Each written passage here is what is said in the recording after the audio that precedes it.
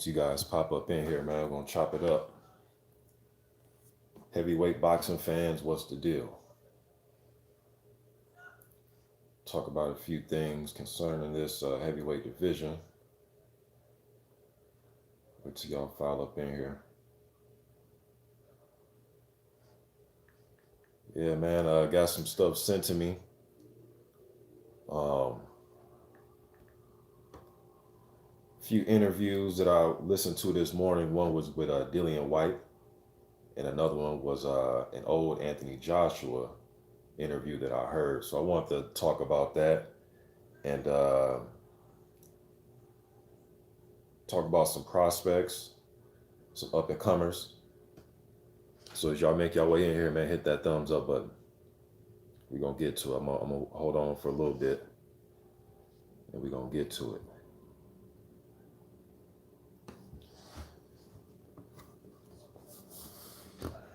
Interesting stuff I heard, man. Actually, let me try to find where I heard that Dillian White interview so you guys can um, give me a second. Try to find that Dillian White interview so you guys know which channel that it's on. But it was his post-fight. It was like it was after his fight with Wak, but he sat down with, I forgot what YouTube channel it was, and did an in-depth interview, or was it with Sky Sports? I'm not sure. Let me look it up really quick. Jay Jerk, what's good, bro? The Architect 1, Crazy D3, Ron Burgundy, what up? We gonna talk about, yeah, it was a Sky Sports interview. The title of it on YouTube here is Dillian White gives honest interview after being cleared by UCAD anti-doping. All right, 16 minutes long. Yeah, we're gonna talk about it, man. Castle Collin, what's good, bro? Mike Wilkins, what's up? All right, man, y'all make y'all way in, hit that thumbs up button. You know what I mean? We gonna get to it. All right, so first line of business, man. Dillian White. Listen to his interview on Sky Sports. Seems very depressed. Seems very down on himself. I guess sitting out all those months. He just felt like everybody's against him. You know what I mean? Looking for some sympathy, but I'm sure he would tell you that he's not. But just from reading the body language and listening to what he was saying, I see a lot of, even if he's not asking for it, a lot of fans in the comment section were showing sympathy. All right, so whether he was asking for it or not, he's still receiving it from a lot of fans. But when you take the position of somebody that talks a lot of shit and say that people are scared of you and this guy's ducking you and that guy's ducking you and he won't take the fight, and then when you pull, and then when you do this, have this type of temperature about yourself, some people are kind of just like, man, whatever. You know what I mean? They're not trying to hear you. All right, now he has been fighting some solid competition in my opinion. The Parker win was a good win. The Ruiz fight was a good fight, but on this interview, he said that nobody wanted to fight Ruiz, as if this is what he said. I'm not making this up. All right, this is what he said. He said AJ didn't want to fight him. Now I'm not sure if Ruiz was one of the names thrown in there when Hearn was looking for an opponent June 1st. But if he didn't pick Ruiz, it wasn't because I think that AJ was scared of Ruiz. You know what I mean? He said Wilder didn't want to fight Ruiz. I don't remember any time Ruiz being a name to fight Wilder. I just don't remember now. So Dillian White's making it seem as if like, hey, I'm fighting all the opponents that nobody wants to fight. He kind of came off like that, and it's like, no, that's not true at all. You know what I mean? If anything, you are the type of guy that should be fighting the guys like Parker. And yes, I know you guys are, some of you are going to say he deserved a title shot. Okay, he should get a title shot. Like I've said, if anything happens with Tyson Fury, where Fury pulls out or has an injury, or if this fight doesn't take place for whatever reason, if they need another opponent, the guy I'm lobbying for is Dillian White. All right. And I said that before he had this fight with Marius Wak. All right. So it's not so much that I'm trying to be slick and sly, because I seen that he looked pretty maladroit. He looked pretty lackluster. He looked pretty just, inept in that fight with Wak. Although he won, it was just a clumsy, clunky performance. You know what I mean? So I'm not trying to say, okay, he's right for the picking. Fight him now, Wilder. I've always wanted to see Wilder versus White. There were just other more important fights that I thought they were more important than that. You know what I mean? The AJ fight for one, and then Tyson Fury. All right, but yeah, man, let him get his title shot. You know what I mean? Um, but in this interview, though, man, he, you know, just kind of, poor him type of thing, man. So I'm not sure where his head's at, man. I'm not sure he's mentally like because he was even talking about he was thinking about hanging the gloves up, man. You know what I mean? Just hanging the gloves up and just saying that hell with boxing. So he just didn't seem to have that fire and passion, man. Now that's just after that was a day after the fight. So maybe as he gets back in the gym, but he said he was in the gym training. Didn't look like it. It didn't look like he was nowhere near a gym. If he was going to the gym, shit, how many times a week was he going? Once, maybe twice. You know what I mean? And what was he doing at the gym if he was at the gym? Okay, maybe he did go to the gym, but what was he doing exactly at the gym when he was going there? Because his career coming in his career high just looked pudgy. He looked pudgy everywhere, man. On the arms, usually Dillian got definition in his forearms and in his shoulders. You know what I mean? Even his sides were just flabby. He just didn't look like he was in shape at all, man. So if he was going to the gym, what exactly were you doing at the gym? Um, but maybe as he gets in the gym for real this time, maybe the hunger and the passion will intensify. And maybe if, you know, let's say something would have happened with Fury. Okay, let's say something was to happen with Fury, and then they tell him that he gets to fight and he has ample enough time to train. February, if it's supposed to take place in February, he needs to be in the gym now. But this is why you need to stay ready so you don't have to get ready. You know what I mean? Be already ready because you don't know what's going to happen, man. You know what I mean? You don't know if an opponent pull out a fight, if they'll get injured. You just never know what's going to happen, man. On both ends, even if you're the guy that is fighting somebody and that fighter pulls out or has an injury, but you still have to continue with your fight date.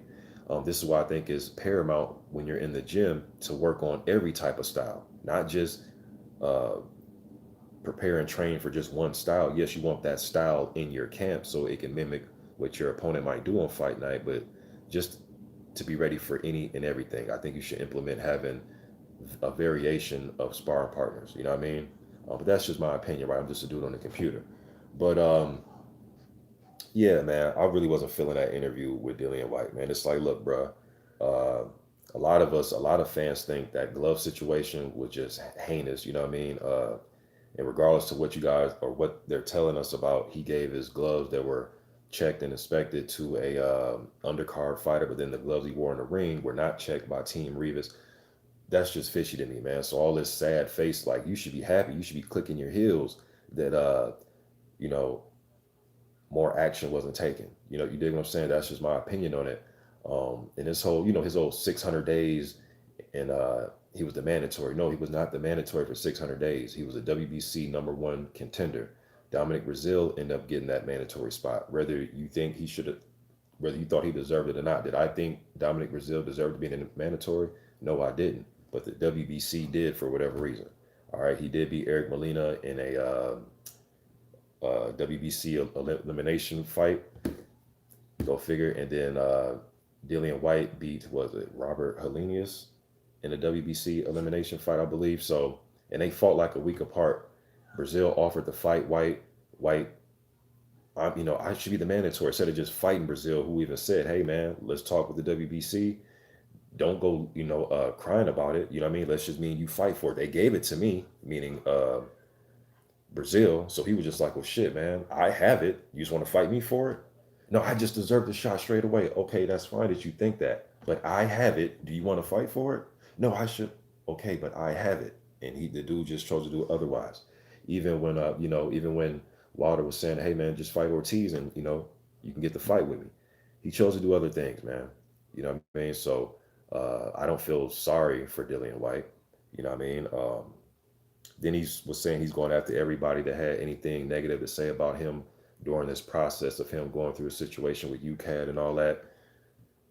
I don't know, man. He just didn't seem like the confident, shit talking Dillian White that I'm accustomed and that I like to hear. You know what I mean? I have no problem with Dillian White, man. As far as him talking shit. You guys always that heard me over the last 4 years. I've been wanting to see Dillian White versus Jarrell Miller just because of the build up and because the fighting style of both fighters. You know what I mean? And also want to see the Wilder fight too. All right, but Yeah, I got no, like I said, man, he won't short you on his effort in the ring. He will come to fight. He won't short you on his effort. You know what I mean? Um, he has a good thudding jab, a good body puncher. Doesn't have the best defense, but to me, that's what makes his fight exciting. You know what I mean? Because he can catch you with that big left hook that he has. Um, he'll gas a little bit. He'll start holding, and he has fighting instincts to survive. There's things I like about Dillian. You know what I mean? But do I think that he can? But do I feel sorry for him as far as from what's been given to us on the outside looking in? No, mm-mm, not at all. Not at all, because how does allegedly, I know Mr. Boxing, he's clear, okay, but allegedly they were saying that there was Dianabol in the system. I just don't understand how that just, even if it was a minimum amount, okay, well, how do you get a minimum amount of that in you? I know what you're going to say. It was contamination. Okay. It is what it is, man. If that's the case, then we can just say it's contamination every time somebody has minimum and trace amounts. All right. Um, Yeah, but that's allegedly. I'm just talking about what was given to us. You know what I mean? Because I know you guys say, but he's cleared. Okay, well, great. I'm happy he's cleared. And I want him to get his water shot. So I'm on one accord with you. There's nothing to argue about. I'm on one accord with you. All right. I want to see him get his shot as well. And I'm lobbying for it. All right. So talked about Dillian White. All right. Uh,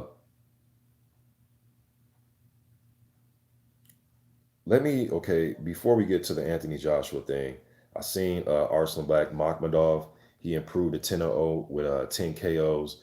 Big, 6'6", 250-pound guy, good amateur background. Um, he blew out Samuel Peter. He blew him out. Yes, Samuel Peter is still fighting. I know someone's like, Sam Peter's still fighting. Yeah, he blew him out the water. All right. Uh, Makhmudov has moved his career to Canada. A lot of those guys from Kazakhstan and Germany and Russia and all over there, a lot of those heavyweights are bringing their career to the U.S., to the U.K., and to Canada. All right, Canada has Teslenko, who just suffered a loss up there to he lost to Winters. What was the dude's first name? Shondell Winters. He got upset.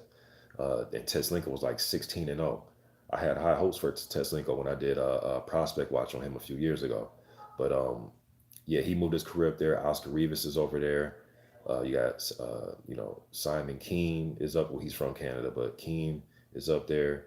Um, then, like I said, you got Makhmudov, and there's somebody else that's up there too. There's a few more guys. I can't think top of my head right now, but so, and that's a smart thing to do because you want to be close to Eddie Hearn.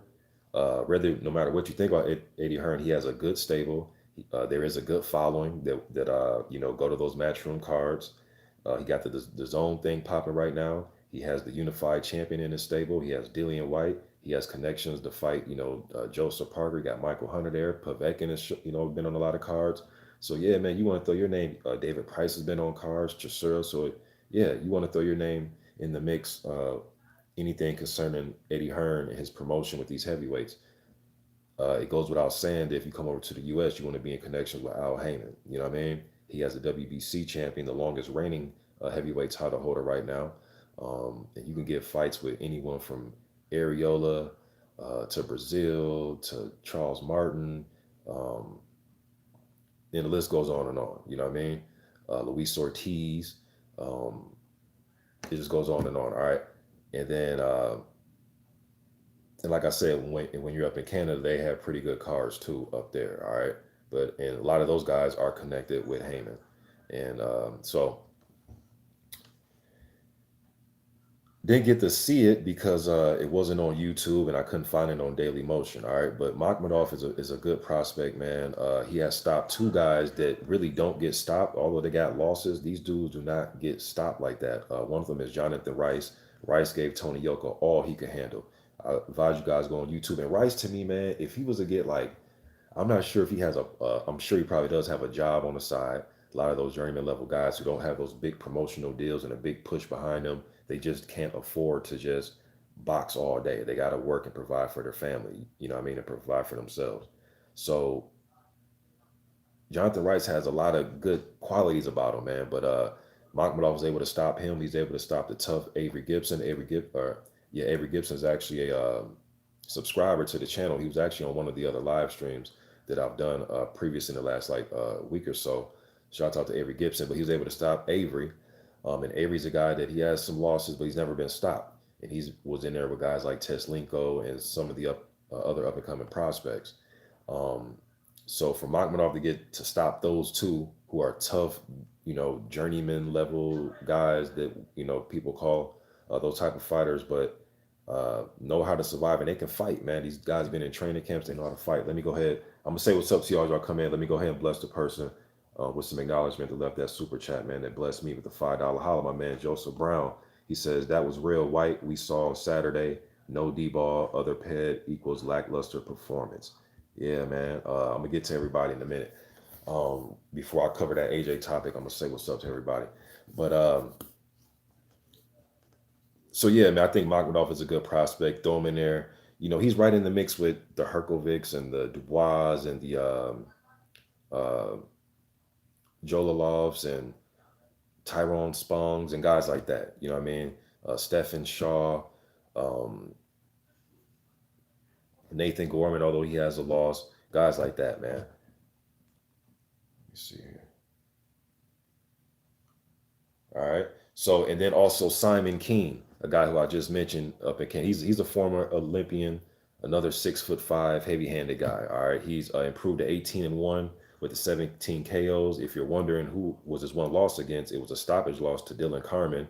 Dillian Carmen, for those of you who don't know who he is, he's the guy. Remember when Razor Ruddock came back when he was like 51 years old some years ago? He's the guy that stopped Razor Ruddock. All right, when Razor Ruddock was like 51.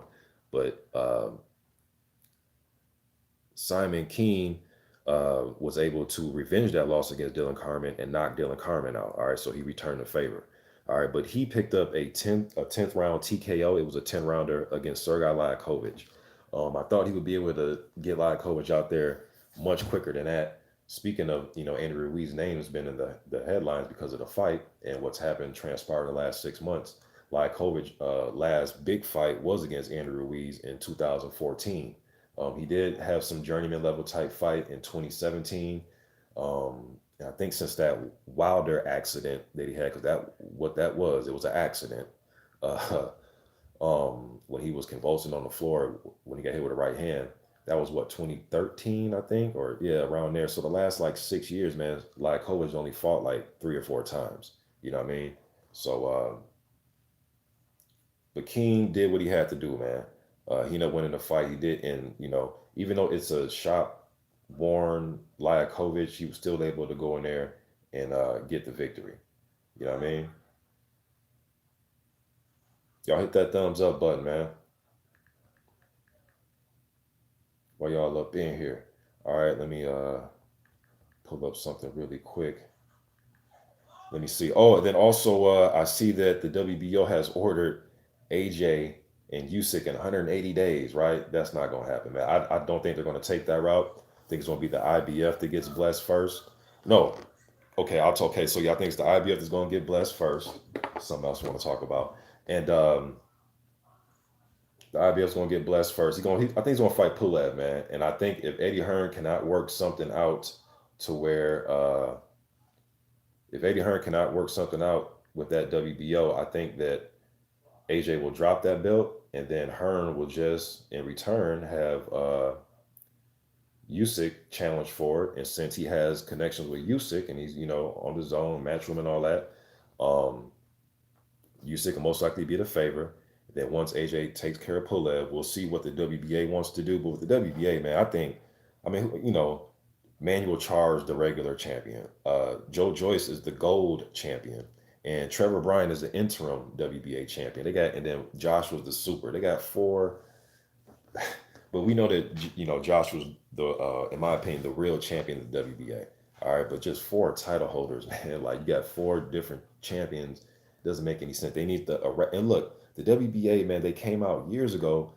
Some of you probably forgot this. Remember when the WBA came out? I think it was like 2016 or 2017. I forget which year exactly, but they were going to have that WBA tournament. And as the tournament went on, they were going to start to eliminate and eradicate some of those secondary titles. You guys remember that? Everybody did videos on. You guys can look it up. but the tournament bracket was the Fury Klitschko rematch. That was one of the brackets, and I think on the other side, Kendo pretty much just had a damn draw or had a bye. I'm sorry, he had a bye.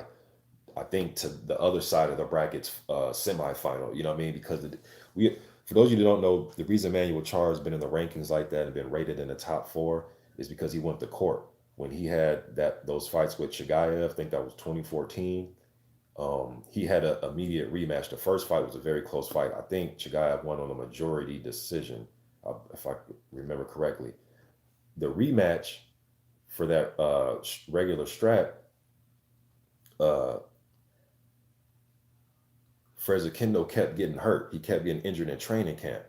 So he got injured in another camp, in another camp, in another camp. He literally I've never seen somebody get injured in 4 years worth of camps.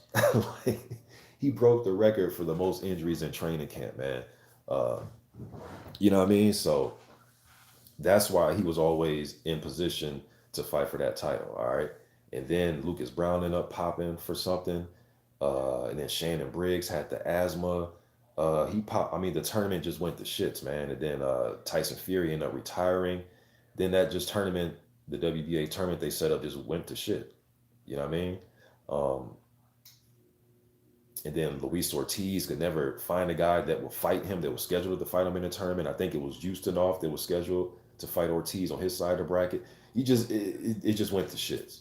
You know what I mean? But with that said, though, they still should be trying to eradicate these titles. You know what I mean? Why have BJ Flores and Trevor Bryan? Now, to those fighters, to those two, it makes sense to them, and they probably come across and they probably think I'm hating on them.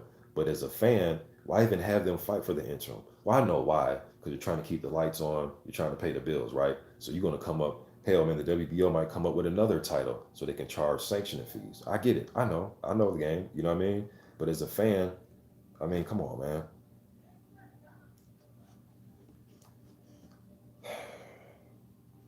But yeah, man, I'm thinking AJ is going to go ahead and fight Pulev, see where the WBA is at. I haven't looked up exactly who's in line for what I think, but I do believe I'll read it as maybe you guys will let me know, but I believe it's the IBF that's first. The WBA is telling him he has 180 days, and or I'm sorry, the WBO, I'm sorry, is telling him he needs 100 and they got to get something going in 180 days. Let me see here.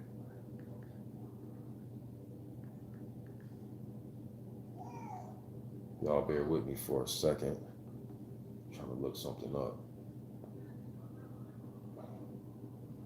Yeah, okay. And while I'm looking this up, man, before there's two things about AJ that I want to talk about. Okay, for some of you that's going to say, just give him his props. I did give him his props. I did a post fight live, and I did an hour's worth of props. All right, I did an hour's worth of props.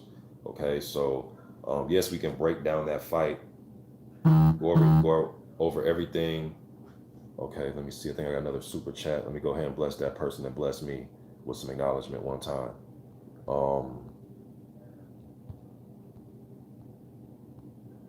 Let me find that right quick. My man Curtis Anderson, Kurt Sugar. Uh, this man has a wealth of knowledge, man. Uh, I pride myself on knowing history, especially about the heavyweight division from different decades and eras. But guys like Scrapbook Boxing and guys like Kurt Anderson, uh, I can't say enough, man. This dude, like the way I am about the heavyweight division, remembering fights and fighters and all that type of stuff, he can do that with pretty much damn near every weight class, man, from decades, 40s, 50s, 60s. I mean, the dude is on some like, oh, I remember that fight. That fight took place on a card in 1988 at the Ritz, or not, you know what I mean, or at the Hilton out in Vegas. And it was the third fight on the card. He had on green trunks with, I mean, the dude is just in detail about a lot of historical stuff, man. So shout out to Curtis Anderson. I appreciate that $5 holler, brother. And he says, have you ever read Once There Were Giants, The Golden Age of Heavyweight Boxing? No, I haven't, but I've damn near seen every documentary about heavyweight boxing. But no, I have not read that book. You know what I mean? But I haven't read that one, Kurt.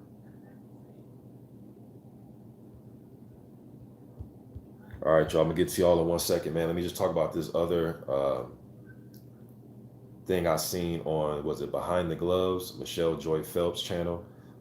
This video just came out. It went live, or they uploaded it like 30, 40 minutes ago, man. But so Anthony Joshua reveals that he had health issues prior. So now he's coming out about why his ring walk looked the way it looked when he was coming to the ring, so on and so forth. All right, and I'm gonna give you my opinion on it, and I'm gonna read you guys' opinion in a minute here. He says, or during the video, they were saying that he had health issues prior to the June 1st. So in the locker room prior to the fight, he was putting ice on his head and ice on his neck. Um, but it was some type of operation that was done. All right.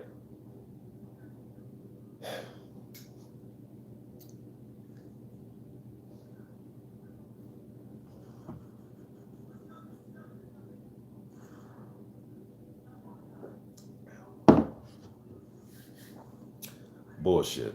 Look, man, you lost the fight, man. Okay. Now you came back and did what you had to do to win this fight. Could there have been some type of operation that was done? To me, at this point, it's like, man, just fucking tell us. You know what I mean? Like, why we got okay? So you didn't say anything for all these months. It was a lucky punch. All this just rhetoric, man. And now we still have to wait to see what the operation was. Dude, just, man, you lost the fight, man. Okay, you lost the fight. You tried to fight an inside fight. Stylistically, that didn't make sense on fight night. You got caught on the inside. He caught you with a good left hook that you couldn't recover from. Okay, and you got beat up in the fight. Fast forward 6 months later, you went in there and fought a good outboxer style, and you regained your titles. And that's it. You want people to bow down and kiss your feet. And Eddie Hearn, after the fight, this is what they look. Everything I'm saying right now is what they said. This isn't my opinion. This is what they said. Okay. Anthony Joshua said, once I win this fight, bow down and kiss my feet. I want people to bow down and kiss my feet. Tell me how great I am. Okay. Eddie Hearn said that he's the governor now of the heavyweight division. He's back to being governor. Okay. So Eddie Hearn is on his he's Lord Chancellor of the heavyweight division shit. Okay, cool, bro. But June 1st, you got beat up.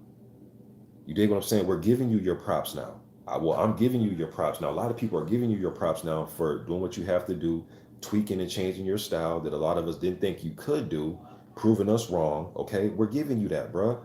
But all this, you had operations and you needed some ice on the neck, and dude, you just got beat up, man. And that's it. Okay.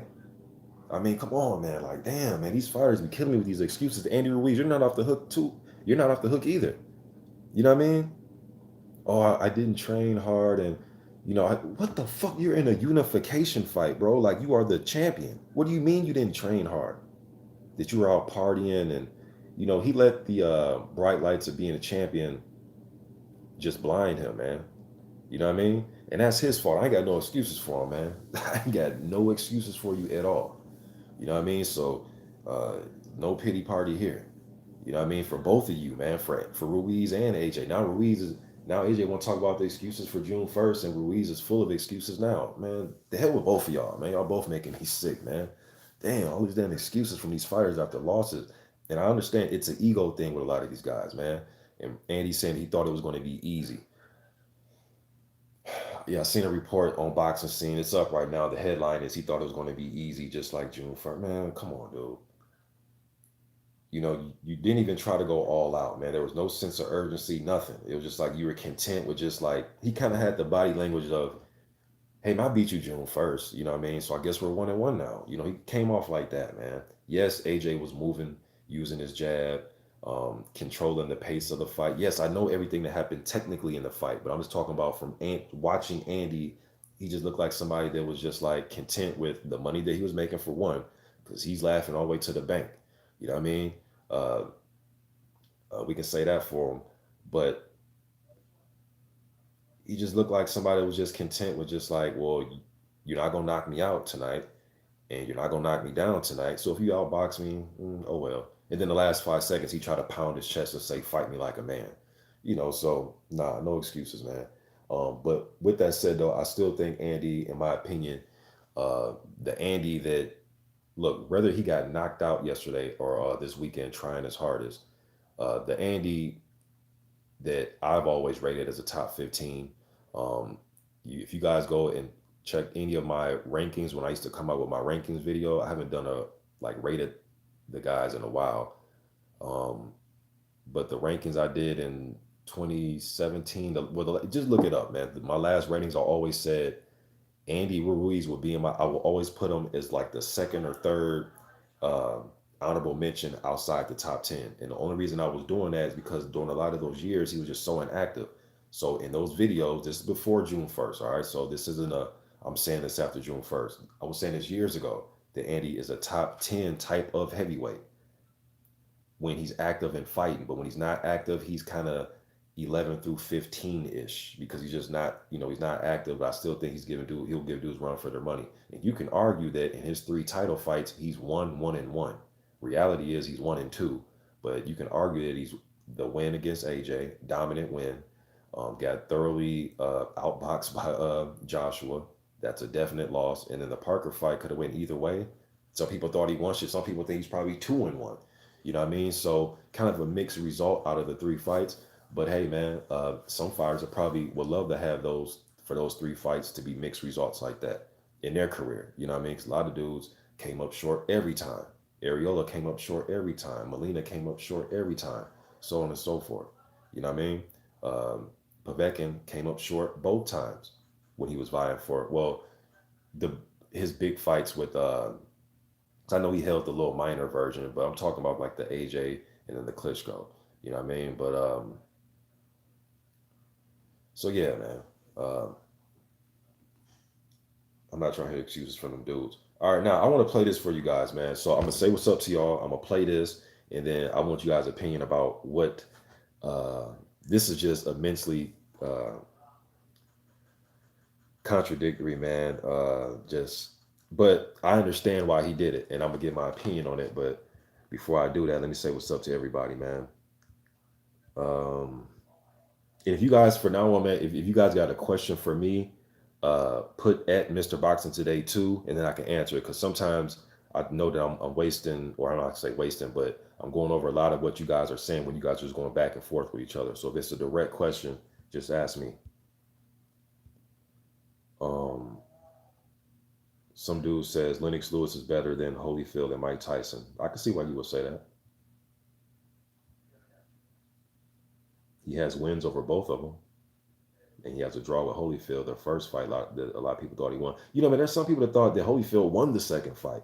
It's just mixed results when there's decisions, man. But yeah, you saying Lennox is better than Holyfield and Tyson, I can see you saying. I mean, shit. Yeah, Lennox was the man, dude. Like, Lennox wasn't no chump. I actually got a picture of my father and Lennox Lewis. When did my dad take that picture with Lennox? It's a big blown up photo, man. He actually took it with him. They were in Dublin's, that popular club that used to be out there in Cali back in the mid '90s called Dublin.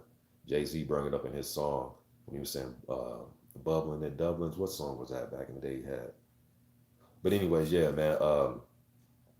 So I always thought Lennox was a bad man, and that whole notion that Americans hated Lennox. I mean, there were some dudes that didn't like him, but I thought HBO went over the top with their depiction and illustration of how us fans thought about Lennox. Like, a lot of us love Lennox, or really, love watching the dude fight, man. You know what I mean? Especially back in them days, man. Lennox coming in with the FUBU trunks. You know what I mean? That was more like the 2000s, though. Maybe like the 98, 99 when he started wearing the FUBU. Maybe it was 2001. Around then we started wearing the FUBU trunks. But you know what I mean? He would be in some hip hop videos. Like, we used to like Lennox, man. Now, when he fought our main guys, yeah, a lot of us wanted to see Holyfield beat him. A lot of us wanted to see Mike Tyson beat him. Well, those are our main guys, man. So yeah, we're probably rooting for them, but we respected his performance against Mercer, and then bouncing back and making Oliver McCall not want to fight. You know what I mean? So, and then a plethora of other fights that he had. You don't think that on Saturday nights we wasn't sitting around watching the Tua fight? Come on, man. God of War, what's up? I'm just say what's up, man. Then on the next go around.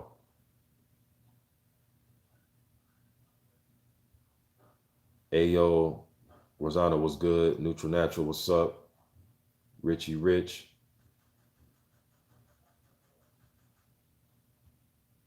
Timothy Thomas,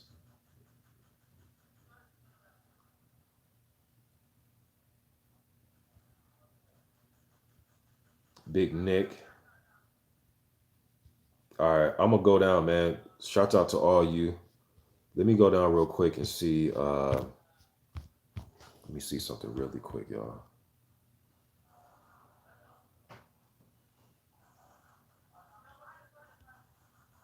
CB Sports was good. Tone Bangers, God of War, PC Jacobs, Lawrence Williams. He said, "Did you see Stephen Shaw versus Greg Corbin? Is it on YouTube right now? Because a lot of these fights that I was watching aren't on YouTube." D Style says, "I mean, Douglas has a win over Tyson. Do people? Yo, I'm glad that D Style brought up the whole Tyson Douglas thing in his comment right there. Look, you know one thing that people are forgetting, man, where they saying that Ruiz reminds them of Buster Douglas when Douglas put on the 15 pounds. Yes, that's very accurate. It's very factual, um, irrefutable, right? But one thing people forget is I understand that he lost his very next match, and that was to Holyfield. But people forgetting that Douglas never his immediate rematch wasn't against the dude that beat him. We just never bring that part up. I get why everybody uses Douglas as the example, what I'm saying is it wasn't against Tyson. So to me, you could probably argue that whatever version of Douglas that would have came into that ring against Holyfield probably wouldn't have beat him. You know what I mean? Like, dude, Holyfield can fight, and Holyfield has success against big men. It will be mixed results sometimes, but he did prove that he could beat Riddick Bowe. You know what I mean? He did prove that he can at least make the judges not be all in agreement with Lennox Lewis the first time. Um, you know what I mean? A lot of us thought he beat Valuev. Even the old Holyfield, we thought he beat Valuev. I thought he could have possibly got the decision in that fight. You know what I mean? So, shit, he pieced up Big George Foreman.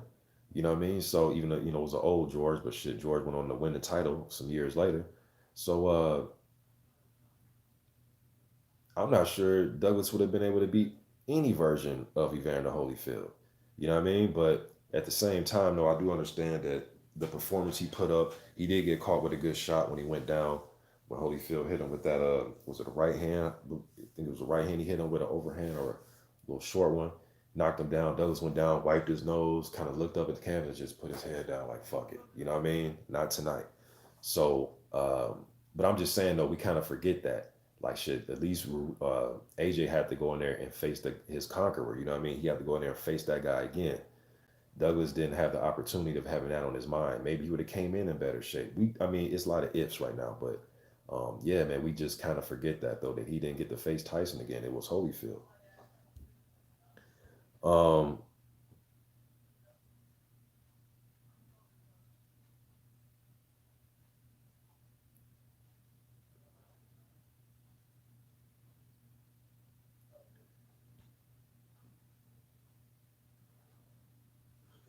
Let me see.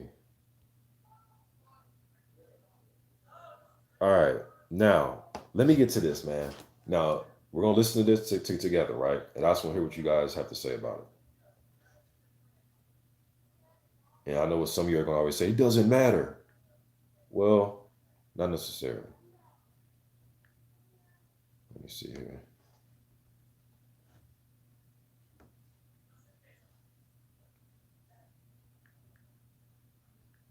And this is why I say it's hard for me to listen to his or just a lot of these guys, not just him, but a lot of these guys' interviews, man, because they say one thing 1 minute, 1 year, 1 month, 1 week, and then they have they switch up. All right.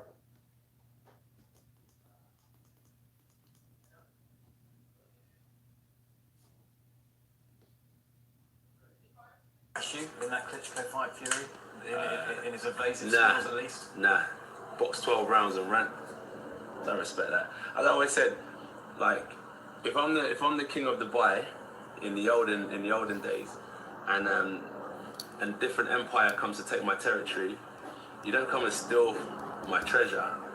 That's what Fury done. I think he stole the box from Klitschko in a sense. Like he just boxed and moved. I know it's the art of boxing, but I always said that you come to slay the king. you look him in his face, you know, and you take what's his. And that's what I think me and Klitschko done. We came together man to man and just went to war. Did y'all hear that? Let me see. Just say, yeah, you heard it.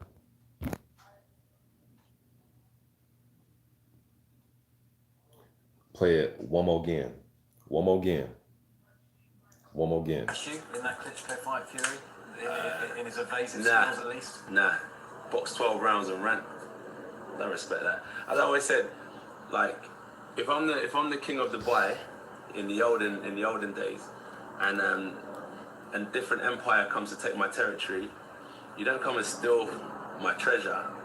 That's what Fury done. I think he stole the belts from Klitschko in a sense. Like, he just boxed and moved. I know it's the art of boxing, but I always said that you come to slay the king. You look him in his face, you know, and you take what's his. And that's what I think me and Klitschko done. We came together man to man and just went to war. All right. Now, like I said, immensely contradictory. But you know what? A good ass whooping to do that to you sometimes. A good ass whooping would do that to you sometimes, man. And somebody mentioned the Boxing Voice. Yeah, shout out to the Boxing Voice, because somebody sent me this off Instagram, and it was from the Boxing Voice. So yeah, shouts out to Ness, shouts out to Mike from the Boxing Voice. All right, shout out to those guys. But this was sent to me through Instagram, and yes, it was from their page. I think somebody linked it to me. I think it was DOG215 Instagram. I could be wrong, but it was one of the subs, man. So a good ass to do that to you. You know, it's kind of like, you know, I played college ball and stuff, man. So it's kind of like if we played a team, and the last 2 times we played this team, we kept trying to do a 2-3 zone, 2-3 zone. We're going to make them shoot. We're going to make them shoot. We're going to make them shoot. And they go out there and make 15 threes one game. The next game, they knock down 14 threes. Yeah, it's probably time to get out that goddamn zone the next time. You dig what I'm saying? Or if you're going man to man, we're going to play them straight up. We're going to play them straight up. We're going man. But our point guard is getting killed off the dribble. He's letting the other point guard just attack him and get right in the middle of the paint and lay it up, throw lobs, pull up for short. We're just getting murdered. Yeah, we need to go ahead and get up out of man. Or we need to switch. Or we need to probably do a boxing 1 against that guard. You dig what I'm saying? So, yes, whatever this dude's name is. Yes, he is the two. Look, bro. Yes, he's the 2-time unified heavyweight champion of the world. He corrected his mistake from June 1st. He went in there and did what he had to do. With that said, though, there are still other things that are being said, that are being talked about. And, you know, we can, you know, we're boxing fans, man. So you can't just, you can't intervene every time with, he's a unified. Yeah, we know that. You dig what I'm saying? But I'm just curious about what you guys think about it. So that's what you think about it? What do you think about what he said? And your reaction is he's the unified champion? To me, it's just like this, man. I'm glad that he was smart enough to realize that him trying to walk through people and destroy them every time, walk them down with a power jab, and then just walking guys down and trying to finish them. I'm glad that he was able to know that, look, man, that style didn't work on June 1st. I'm not going to kid myself. I can't beat this dude at a close quarter fight like that. He has quicker hands than me. He has shown that he can hurt me, tempo shot or not tempo shot. He's shown that he can hurt me. So I'm going to fight a different fight this time. Regardless to what people are saying, contrary to what people are saying, I'm going to fight a totally different fight. I know a lot of fans think I should sit and trade with him. I was one of them, because I thought his best attribute was that, standing and trading. And I still think it's that. I don't believe that this is just going to be, and I could be wrong, and this is where AJ has to prove us wrong. You dig what I'm saying? Just like Lennox, when Lennox started to go to his style with Emmanuel Stewart, where he will slow fights down, not make him so fast-paced, trying to blow through guys like he did Ruddock and guys like that, but just slow the fight down. Now, there were sometimes he would jump on guys like Michael Grant and Galata, you know what I mean, and test your chin one time. And if he tested it and you failed the test, then he'll go ahead and you know what I mean, push the reset button and be very aggressive and get you up out of there. All right, but if this is AJ where he's going to slow fights down and use his jab and systematically break you down and piece you up, there's nothing wrong with that. That to me just lets me know that he knows that it's time for a change. And a lot of us were saying that he probably need to change some things up, drop the weights, do this. And we're coming out, I got a plethora of videos, man. And not just me, other fans and uploaders. All right, it wasn't just me. But a lot of us were saying that people were just disagreeing. He's a gold medalist. They were saying exactly what that last guy was saying. He's a unified champ. It's like, yeah, bro, but you don't think he should put the weights down? He's a unified champ. Just because you're a champion doesn't mean that there aren't still things you can tweak. You don't think that at least when Wilder tries, or when he goes to camp, he at least tries to tweak some things, sharpen up some things, make some things better? I thought his technique, as far as his form, it wasn't so gangly in the Ortiz rematch. I'm trying to get my shirt game up, man. You know what I mean? Not just the fights I go to, but been looking online, trying to get my shirt game up, get some of the historic fight night shirts. Just start a collection. But anyways, it was more in here. You know what I mean? It wasn't so just gangly and out there. It was more polished. He looked a little bit more polished with his style. You know what I mean? So that lets me know that he was working on that. And he knew he had to be a little bit more polished when in there was somebody like Luis Ortiz that's just salivating, he got drool coming out of his mouth waiting to counter you, waiting for you to make a mistake. You know what I mean? So to me, yeah, it is a contradiction. It is contrary to what he was saying, but I think what he did was smart. And he came to the realization that I can't fight like that all the time. I got to be able to implement something else.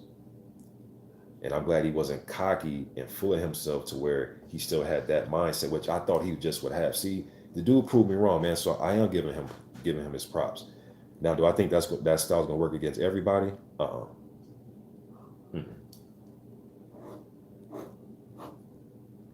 Nah, not at all. Not everybody. It's not working against everybody, man. But it is funny to listen to, though, man, because he pretty much made it seem like he was running. He said, I'm not saying this. He said running. So what would you call what he was doing in the fight with Ruiz? Running, right? According to his depiction and his definition, he ran, is what he's saying pretty much. I'm saying he used lateral movement, used distance, kept him at arm's length, come in with straight right hands. When he did buzz him, he still moved, circled, and pivoted out. But his definition was running. Well, now I guess we're saying it's master class. So I don't know if it's running, if it's master class. Who knows? You know what I mean? But that was just odd to me, man. That was very odd to me. Let me see what y'all think. The boy had to change your heart.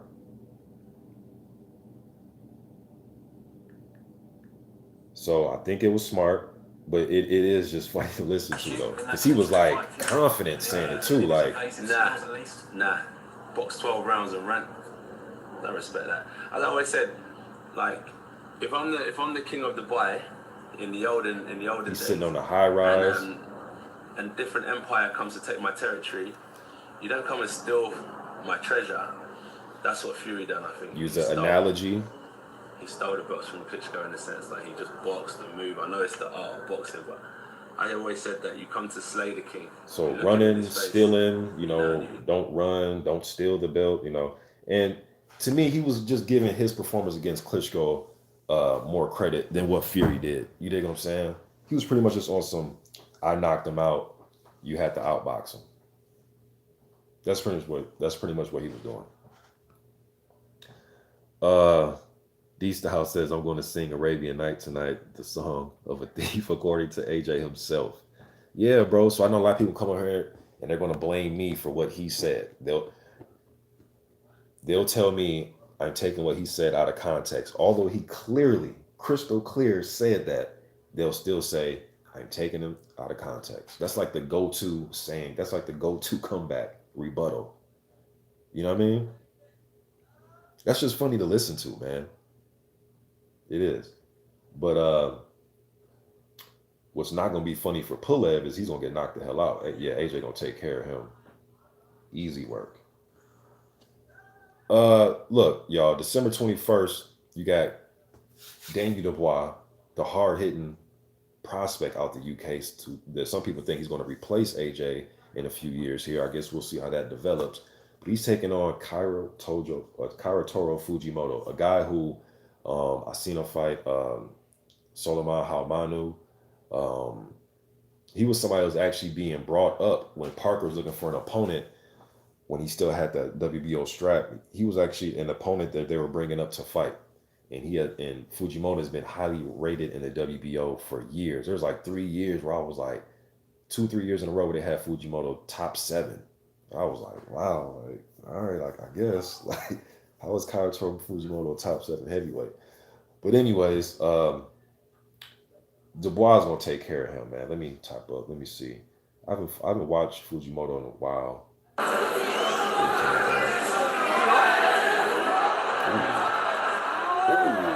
Oh shit! Yeah, I remember the Halmanu fight. Now you're gonna get caught with a right hand. Yeah, dude, Dubois gonna take care of him, man. Short arms. He has to be right up on. He has to be right up on you, and he's short and he stands tall too. Yeah, he's. Ooh, shit. Yo, go watch Halmanu versus Fujimoto. If you ain't seen this fight, yo. Yeah, I remember that. Yeah, he's gonna get destroyed. He got short arms. He wants to get close to let his combinations go, but he stands straight up. He's not the short fighter that can bend down a little bit and throw. He kind of stands straight up and likes to throw straight punches, man. Let me and that's gonna play right into Dubois' hand. He has the reach, he has the power advantage, and if Kaira Toro Fujimoto does want to get close, he's gonna give him all he can handle at those quarters as well.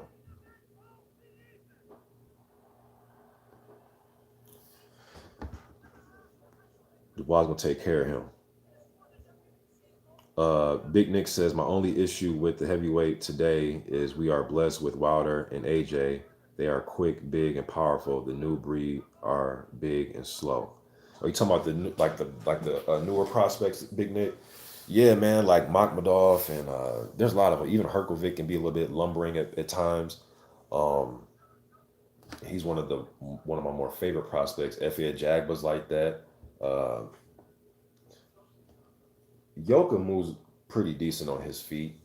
Joe Joyce is a big. Joe Joyce is super slow, man. Very durable, but his punching speed and sometimes his reaction to oncoming punches is just very slow, man, and lethargic. But let me see here.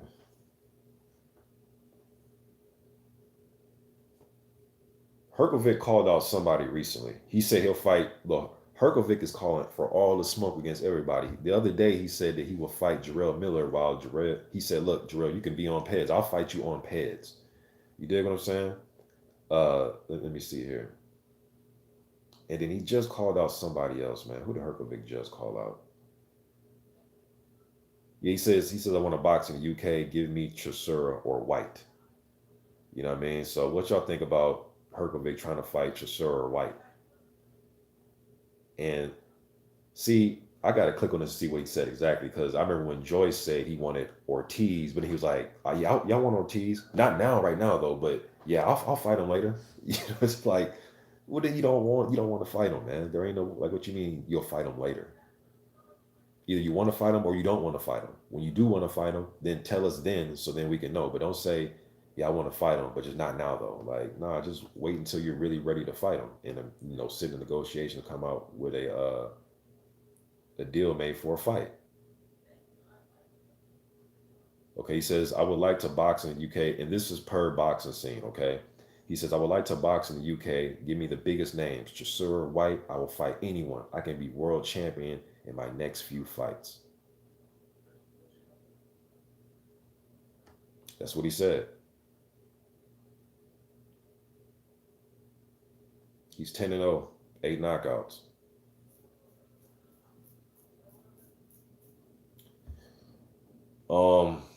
Look, man, I don't know about the next few fights, bro. I'm gonna keep it real with you, Philippe. I don't know about the next few fights, and I said in 2015 when you were an amateur, if your people are watching this, I came out with a prospect watch video on you when you're still an amateur in 2015, and I said that one day you will be a world title holder. So I guess you know, uh, but you're only 27 years old, man. You know, a couple more years here, man. Unless you plan on fighting once a year or something in your next few fights. But nah, man, get some more. I mean, you got Eric Molina, who has fought for some world titles, came up short against AJ, came up short against Wilder. You fought Mario Heredia, who's a good journeyman level fighter who actually has a decision win against Sam Peter. Also seen Heredia fight Joseph Parker in the amateurs. It's on YouTube. And I've seen Heredia kind of go to war with Andre Fedosov. Fedosov is a guy that had a good fight with Jennings, and that fight was stopped, I think, on cuts. But he was giving Jennings all he can handle. Pretty entertaining fight. Okay, you beat Gregory Corbin, um, who was coming off his one loss to Charles Martin. You know what I mean? And then you do have wins against, again, just rugged journeyman type. It's not something that boosts him as the top heavyweight, but just rugged journeyman type for a prospect, okay? Kevin Johnson, Amir Mansour. Okay, even see wins over Sean Turner. Decent prospect levels, y'all. So don't tell me his resume. It's not even about resume. It's just about building. Look, with the journeyman that I'm telling you guys about, those are good type of guys to bring up a prospect against. Okay, I'm not saying those are the guys that uh, the title holders should be going out to fight. You know what I mean? But get some more guys like that, man. Get you a Ustinov. Um, Hell, man, if you can get something with uh like an Areola type or somebody like that. Shit, and Eric, speaking of Areola, he just came off of that fight he had with Konaki, and it was a pretty good fight. But Chris said, I know prior to the fight that if he was to lose, he's going to retire. All right, but it was one of those performances where he might try to give it one more go. But we'll see what he does. All right, but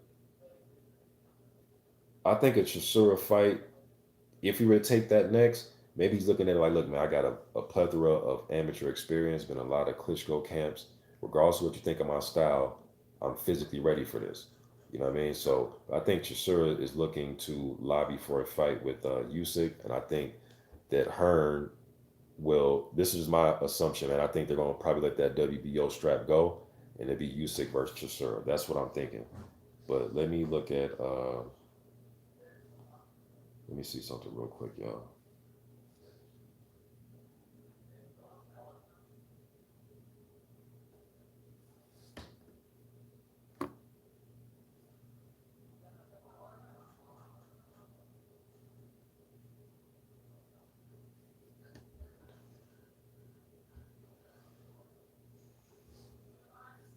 Try to pull up the rankings.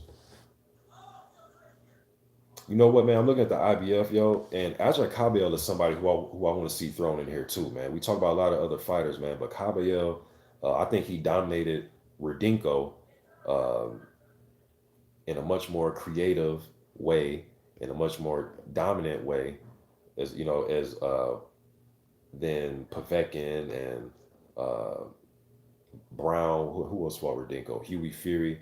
I thought Ajay Cabell, he even dropped him with a body shot, yo. And Cabell has a win. People forget Chisora White in the middle of their two fights. Chisora lost to Ajay Cabell. Some people think that the decision could have been. They thought Chisora. Well, I thought Chisora lost the fight, but he officially lost the fight as well on the scorecards. I thought Cabell did a good job of boxing and moving. You know what I mean, and circling and getting off and getting out and making Chisora be a plotter. And he hold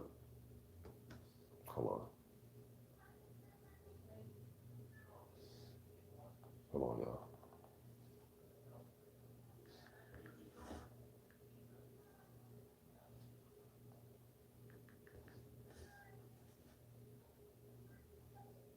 But yeah, he made him be a plotter, and he pretty much just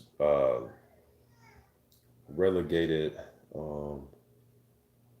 relegated Chisora from being a high volume guy to a guy that was throwing just ones and twos. You know what I mean? But and he didn't really work on the inside as well. All right, but I would like to see him get some opportunities, man.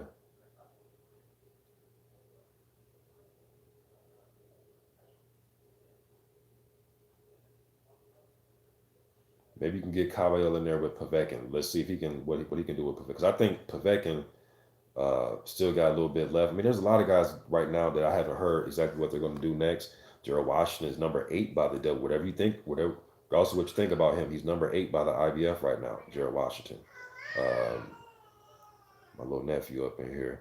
I see Dempsey McKean. He's number 13 by the WBO. I watched him fight. He's a southpaw guy from Australia. He has a pretty good left hand against the opposition that he's fighting against. But I want to see more of him. All right. Evgeny Romanov, number 9. I'm just throwing out guys. But number 9, WBO, Evgeny Romanov. Who the hell's Evgeny Romanov? He's an undefeated, come forward, shorter fighter. He is the guy that actually he stopped Deontay Wilder in the amateurs. You know what I mean? To me, look, yo, I would like Romanov to be in the top 10 of the WBC. I think the storyline for that, well, for one, I think he gets knocked out if they were to fight. But I think the storyline would be dope. You know what I mean? Because he is literally the last one to stop Wilder. But it was the amateur Mr. Boxing. He's the last guy to stop Wilder. But Mr. Boxing, Deontay Wilder is a much better fighter than him now. He was the last guy to stop him. So I think that storyline would be dope, especially if Romanov can knock off like a, looking at the rankings WBC, if he was to fight an elimination fight and he was able to knock off like an Oscar Rivas or Joe Joyce or Parker or something like that, you know what I mean? I think that'd be dope. Or maybe if Wilder can just fight him in a voluntary defense, if he could just be in the top 15, you know what I mean? I think that'd be dope, man. What y'all think about that? So, I mean, you know, I just think it'd be dope to do that. But now, obviously, there are other fights we need to see, okay? So I'm not saying I would rather see that over an AJ fight or that over the Fury rematch. So don't get it twisted. I know some people, they'll take what I'm saying and, you know what I mean, not really read between the lines. But I think that'd be a, if everything else failed, type of fight.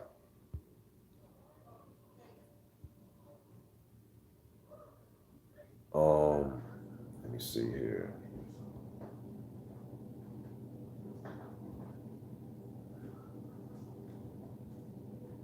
I think Frank Sanchez is decent, man. He's just another one of those prospects like a Nick Mazurek.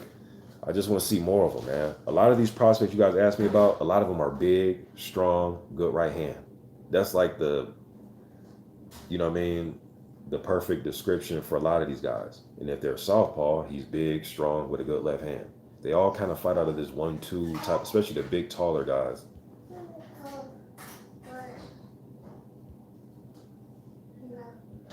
My little nephew running around. That's the real heavyweight champion right there. What's up?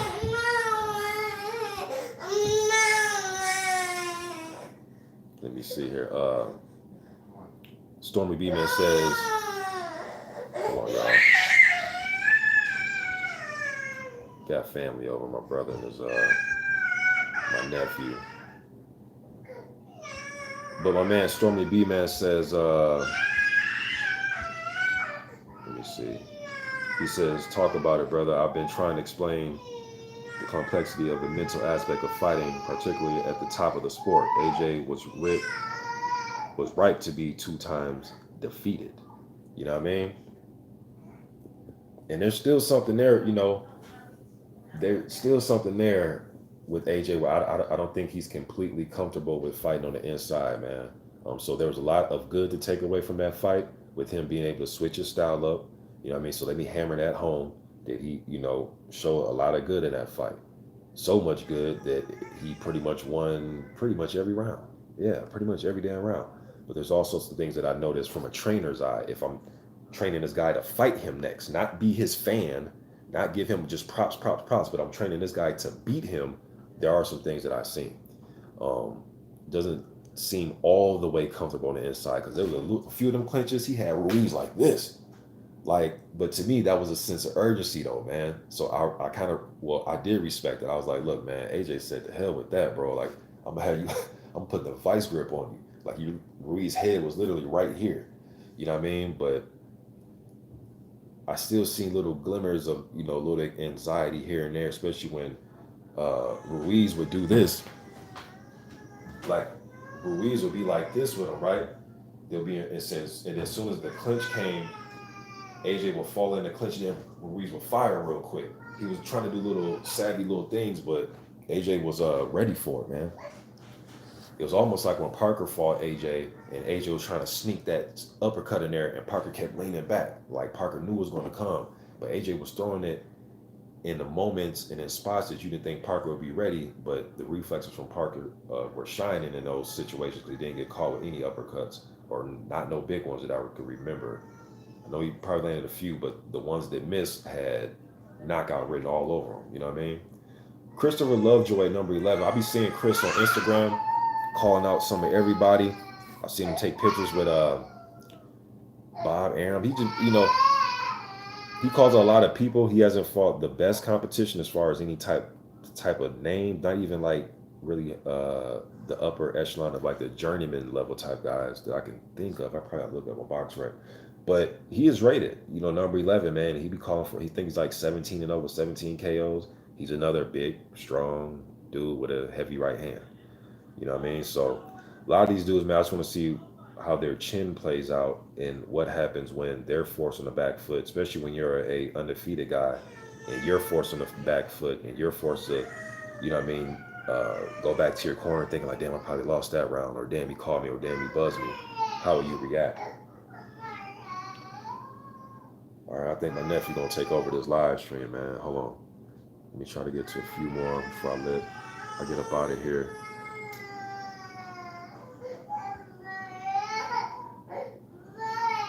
Hey, y'all, I'm gonna end it on this one. All right, let me go ahead and do this for you before I do that. Let me go ahead and do this for you. All right, somebody did it for you. Thanks. Like, what is that? It's almost like some of you trolls almost run out of boxing talk. You know what I mean? My nephew going crazy. But it's like some of you trolls, that's what you sound like. The trolls, you sound like my nephew, man. Y'all be crying. Continue with the boxing talk. You know what I mean? You go from boxing talk to just the weirdest shit, man. You know what I mean? But hey, man, hey, Stormy B, man.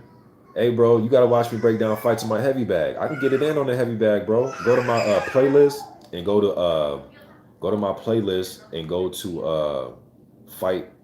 What the fuck was I calling them? Fight breakdowns. It's on my playlist. You'll see me behind my heavy bag.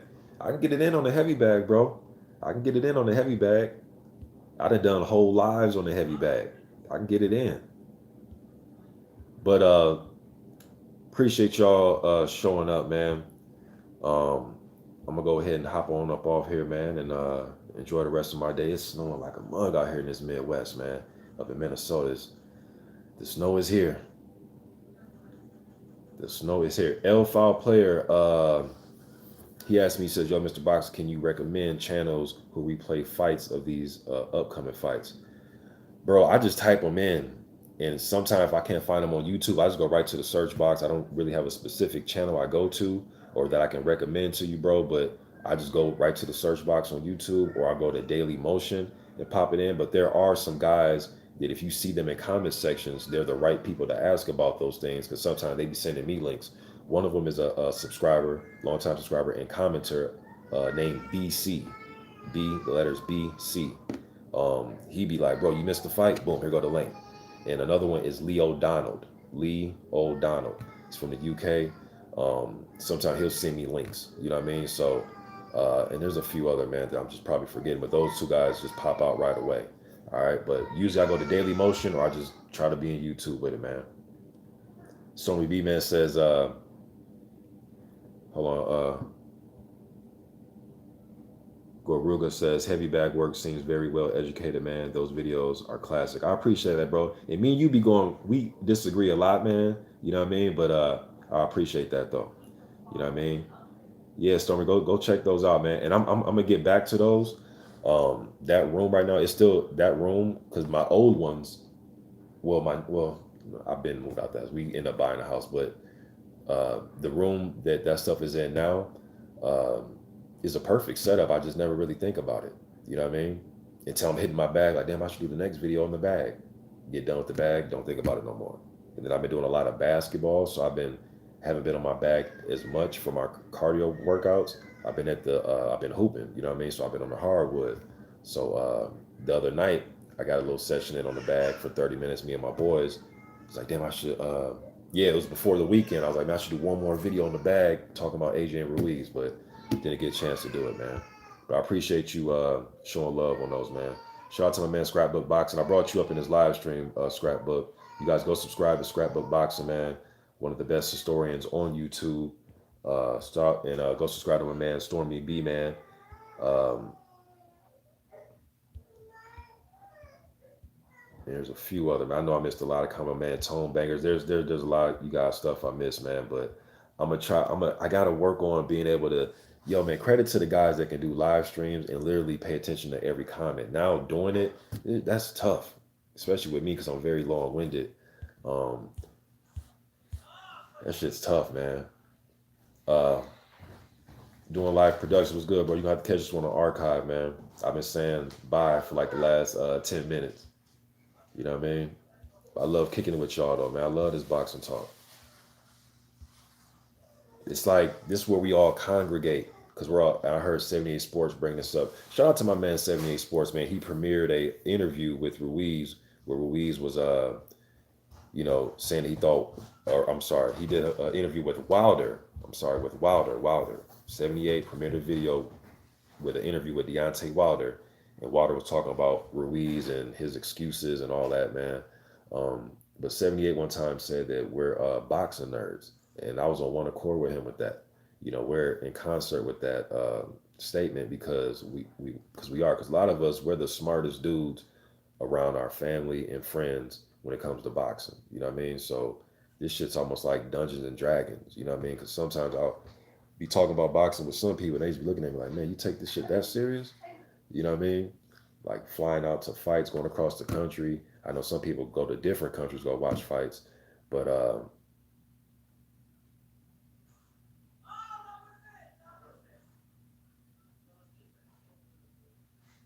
hold on. Hey, y'all take care of that. I can't even read. I mean, I can't even really understand what that one's saying, but y'all take care of that if that's some foolishness, man. But man, oh, I know what he's talking about. Okay, yeah, that shit was weird. No, I know what he was talking about though, but that was weird. I did see did see a video of him. It was some Ruiz and some dude. Yo, that comment, y'all can see that comment again. No, that was real. Ruiz was doing some sketchy stuff with some other dude, man. As far as I think he was injecting, it just looked weird, man. I don't even feel comfortable talking about this shit. But what's good, Harold Jones? I'm all over the place, man. I appreciate y'all showing up. Yeah, we're boxing nerds, man. So I appreciate y'all boxing nerds showing up to watch one of the ultimate nerds here on just online, especially talking about the heavyweight boxing, man. Till next time, I'm gone.